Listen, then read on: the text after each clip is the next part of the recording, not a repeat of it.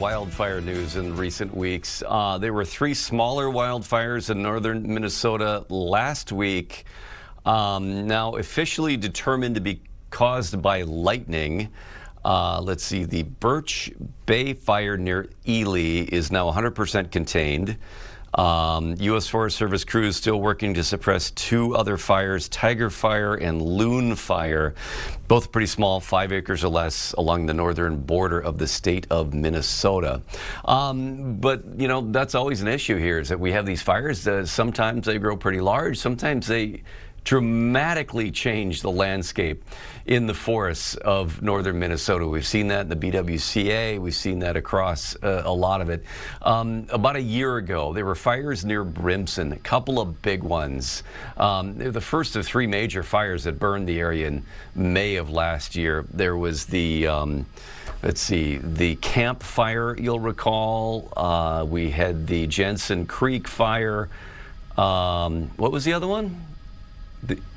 The bunker, the Munger Shaw Fire. Yeah, Amber's just getting me back up to speed on that. Recovery is underway. This claimed, let's see, more than 100 structures, I believe, and certainly many, many acres of land here. So we're going to be joined now by a friend of all day and Wild North TV photographer Chuck Olsen, out documenting not only this last year, and I know you were documenting the fire that occurred earlier this year, about a month ago or so, but recently you were out documenting the efforts to reforest this property, and watched your video. Pretty remarkable, the extent of the effort here. Tell us who this was and again, the scope of this. Yeah, so I was out there reporting for North Shore Community Radio, WTIP, up in Grand Marais. But this was at the site of the Brimson Complex fire, which, as you said, May of 2025, combined with the Jenkins Creek fire and the Camp Fire, affected about 30,000 acres. So the Nature Conservancy, and of course wildfire doesn't really recognize county, state, national boundaries. No, not at all.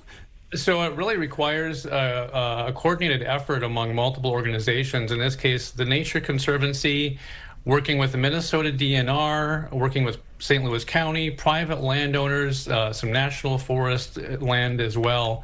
So I went down there on May 11th, and they were in the process of planting 260,000 seedlings on 303 acres. On this particular day, they were planting black spruce, which is actually a fire-dependent species. Yeah, there you can see some of the workers with the seedlings. Very, very hard work, very rough terrain after the fire. I do also want to mention that, you know, before this day, they had to actually clear out all of that timber, and that actually was shipped down to Minnesota Power in Duluth and used as biofuel. So they can't always do that, but they were able to harvest that timber for biofuel in this case. Yeah, I know that in some of the other fires, and I know like Boundary Waters too, or even pre-fires where they had the blowdown, you know, that caused wildfire concerns, 28 years ago or whatever that was, that some of those areas you cannot get into very easily to get some of that fuel out of there. But in this case, it looks like it was a pretty wide open area here. How many people, how much time did this take to really get this full effort in of 260,000 seedlings? It's really remarkable to witness. I want to say it was maybe a crew of a dozen folks were doing this work, and it happens in a blink of an eye almost. They grab a bunch of seedlings, and they have some big kind of tools, and they're just walking, and they like throw this kind of big axe-like tool in the ground. They throw a seedling in there, and they stomp on it, and they move on to the next one. So they're just like, it's like machinery, and they just like fan out over this landscape.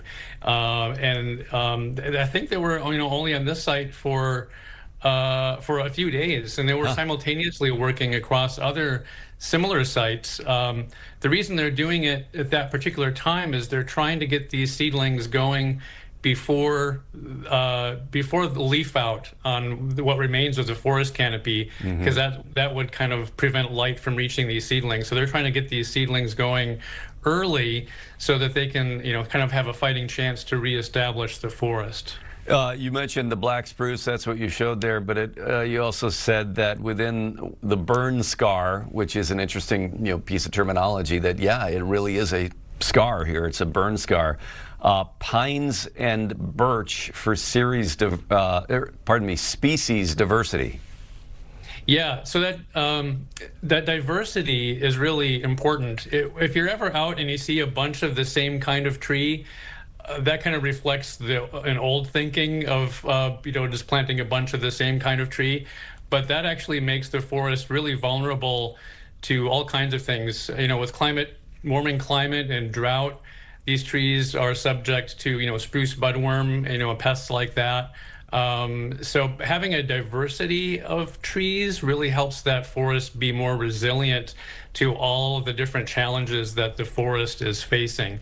So it's no longer, a monoculture is not a very good way to go for reestablishing the forest. So, this day it was black spruce, but like you said, they're planting a variety of different kind of seedlings so that they can have this diversity for a more resilient forest. Yeah, and you see that in cities too that have dealt with elm, Dutch elm disease and the emerald ash borer, where they're now saying that once upon a time that was the thinking, is that we planted kind of primarily one species, and then something like this comes along, takes it all out. So that I know the diversity, that mentality is everywhere now in terms of trees.